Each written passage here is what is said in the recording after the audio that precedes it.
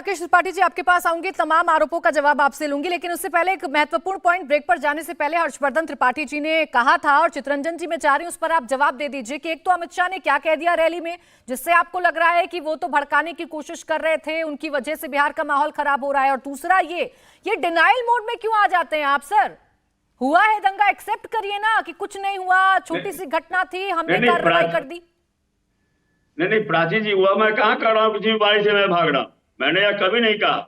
अभी त्रिपाठी जी कह रहे थे हिंसा की जो सभा थी अमित शाह जी की उसके बारे में, तो शायद अगर सुने होंगे तो अमित शाह जी का भी जो टोन था मैं उस पर नहीं जाऊंगा, लेकिन अमित शाह जी की उपस्थिति में गिरिराज सिंह जी ने कहा था कि जवाब दीजिएगा ना, जवाब दीजिएगा ना, जवाब दीजिएगा ना।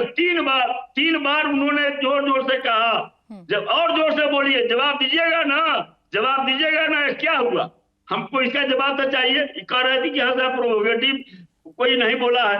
अमित शाह जी भी जो जिस ढंग से बोल रहे थे कि अगर दंगा रोकना है तो 24 में 40 का 40 सीट आप नरेंद्र मोदी जी को दीजिए। अरे तो उसमें भड़काने जैसा क्या है चितरंजन जी?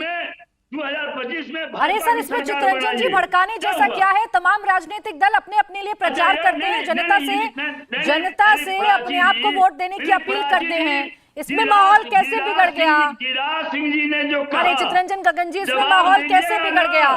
नहीं क्या हुआ, अजब, क्या भड़काने की बात क्या होती है, भड़काया कैसे जाता है? ठीक है हर्षवर्धन त्रिपाठी जवाब दे दीजिए, राकेश त्रिपाठी जी से जवाब दीजिए। रुकिए एक सेकंड। आप कह रहे हैं कि मुसलमानों के तरिया पर कोई रोड़ा नहीं फेंकता है।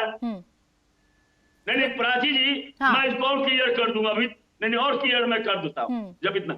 जब गिरिराज सिंह जी कहते हैं कि तजिया पर कोई हिंदू रोड़ा नहीं फेंकता है और आपके जुलूस पर कोई रोड़ा फेंकता है, तो जवाब दीजिएगा ना, जवाब दीजिएगा ना। अच्छा ठीक है हर्षवर्धन त्रिपाठी जी, ये जो बयानों की बात कर रहे हैं चितरंजन गगन जी, ये भी तो गलत है ना, ऐसे वक्त में जो सेंसिटिव माहौल है। रुक जाइएगा, देखिए माहौल में गिरिराज सिंह, अरे रुक जाइए, अब आप ही के सवाल का जवाब ले रही हूँ, लेने तो दीजिए। यही दिक्कत है सर, आप लोगों में सवाल पूछेंगे लेकिन उसके जवाब का इंतजार आप लोग नहीं करते हैं, बीच में बोलने लग जाएंगे, समय चला जाएगा सारा। हर्षवर्धन त्रिपाठी जी रुक जाइए प्लीज, सिर्फ हर्षवर्धन त्रिपाठी जी के पास। हाँ ये सबसे बड़ा जो दुख देने वाली बात होती है, क्या देने वाली, कि ऐसे संवेदनशील माहौल में भी नेता टीवी पर बैठकर झूठ बोलते हैं। मैंने चूंकि अमित शाह का पूरा भाषण सुना, मैं पत्रकार हूं तो हर ऐसी घटना पर नजर रखता हूं। अमित शाह ने कहीं ऐसी बात नहीं कही थी, मेरे ध्यान में नहीं आया, मुझे लगा मैं शायद नहीं सुन पाया। लेकिन देखिए चितरंजन पहले झूठ बोला, उसके बाद उन्होंने कहा कि अमित शाह ने कोई भाषण ऐसा नहीं दिया, लेकिन गिरिराज किशोर ने उनकी मौजूदगी में यह कहा कि जवाब दोगे ना, जवाब दोगे ना, 2-3 बार उन्होंने चीख के कहा। पूरे भाषण में यह बात उन्होंने कही। अगर आपको लगता है कि यह भाषण गिरिराज सिंह का गलत था तो बिल्कुल लगाइए, धारा लगाइए, सरकार है आपकी।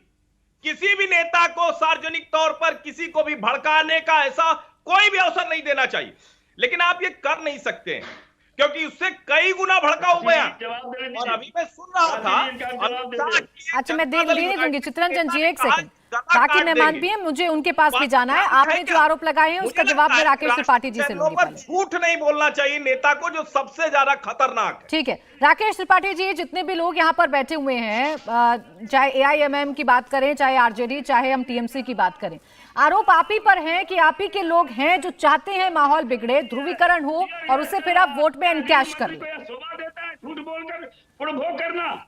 नहीं प्राची जी, अमित शाह जी ने कहा सासाराम में इसलिए नहीं गया कि वहां पर गोलियां। चितरंजन जी मेरा सवाल राकेश त्रिपाठी जी से है, आपसे नहीं है सर। 2 मिनट के लिए शांत हो जाइए, शांत हो जाइए सर थोड़ा सा। आपकी जिम्मेदारी पर जब आपसे सवाल पूछूं तो जवाब दीजिएगा, अब बाकी की जिम्मेदारियों का पता लगाने दीजिए। रुकिए एक सेकंड त्रिपाठी जी, राकेश त्रिपाठी जी। देखिए मैं बहुत जिम्मेदारी के साथ आरोप लगा रहा हूं कि सुशासन बाबू अपने आप को कहलवा करके पसंद करने वाले नीतीश कुमार आज RJD के इतने दबाव में आ गए कि बमबाजी की घटनाओं को पटाखे चलने जैसी घटनाएं उनकी आज प्रशासन, उनकी पुलिस ये कह रही है और उसको स्वीकार कर रहे हैं। इसलिए क्योंकि उपद्रवियों पर कठोरता से कार्रवाई नहीं होगी, इसी वजह से उपद्रव हो रहा है।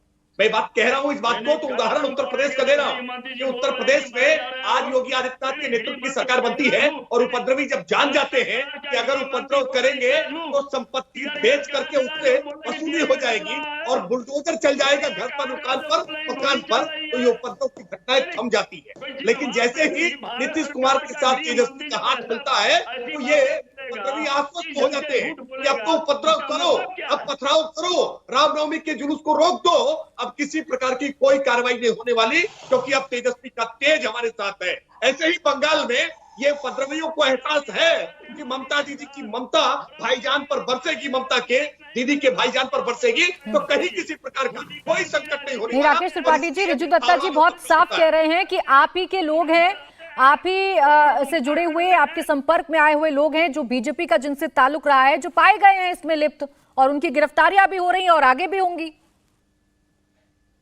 मुश्किल है, अभी नाम जब पूछेंगे तो आप नाम नहीं बता पाएंगे। रिजू दत्ता नाम बताने की कोशिश कर रहे थे, वो कहते कि बीजेपी के अल्पसंख्यक मोर्चे का व्यक्ति। अरे भैया, रामनवमी की शोभा यात्रा निकल रही है, शोभा यात्रा पे पथराव बाहर से किया गया है, और कहां से किया गया है वो टीवी के दृश्य जो चल रहे थे ना, देख रहे हर दर्शक ने पहचान लिया है कि कौन लोग पथराव कर रहे थे। और केवल बृहस्पतिवार को ही नहीं, केवल रामनवमी के जुलूस में नहीं, शुक्रवार को जुमे की नमाज के बाद बाकायदा सुनियोजित तरीके से हिंसा करके, टारगेट करके घरों से बाहर निकालने का प्रयास किया गया है। ऐसा ही प्रयास सासाराम में हुआ है। मैं बार बार इस बात को कह रहा हूं कि उपद्रवियों को शासन का साथ नहीं होता है तो इस प्रकार की घटनाएं नहीं होती। महाराष्ट्र में कोशिश की गई, 2 घंटे के अंदर कंट्रोल हुई। वडोदरा में कोशिश की गई, वहां कुछ घंटों के भीतर ही कंट्रोल कर लिया गया, और इसकी पुनरावृत्ति जुम्मे के दिन नहीं होने पाई। लेकिन बंगाल में और बिहार में जुम्मे के दिन इसकी पुनरावृत्ति होती है, तो स्थापित हो जाता है कि उपद्रवियों को सत्ता का संरक्षण है। चलिए रिजू दत्ता जी, नाम बता दीजिए। कलीमुल हाफिज साहब कह रहे थे, कलीमुल हाफिज साहब कह रहे हैं कि हिंदुओं का रेडिकलाइजेशन वीएचपी और बीजेपी ने किया है। अगर हिंदुओं का रेडिकलाइजेशन हुआ होता तो ये ताजिया के जुलूस पर पत्थरबाजी होती, ये मुहर्रम में और चेहल्लुम में पत्थरबाजी होती। ये रेडिकलाइजेशन हिंदुओं का हुआ कि हिंदू अपने ही उत्सव पर, अपने ही अब मैं जवाब ले लूं। चित्ररंजन जी प्लीज, आप बीच में अगर सबके बोलेंगे तो चर्चा डिस्टर्ब हो जाएगी सर, और मैसेज जाएगा कि आप अपनी जिम्मेदारी से भागकर जवाब नहीं देना चाहते, चर्चा को डिरेल करना चाहते हैं। तो आप प्लीज चर्चा को डिरेल मत करिए, अपनी बारी का इंतजार कर लीजिए। जब आपकी बारी आएगी मैं आपसे सवाल पूछूंगी, आप उसका जवाब दे दीजिएगा। बाकी मेहमानों के बीच में अननेसेसरी मत बोलिएगा। चित्ररंजन जी, इंडिया टीवी हर वक्त हर जगह डाउनलोड करने के लिए सर्च करें India TV news Google play store या ऐप स्टोर पर।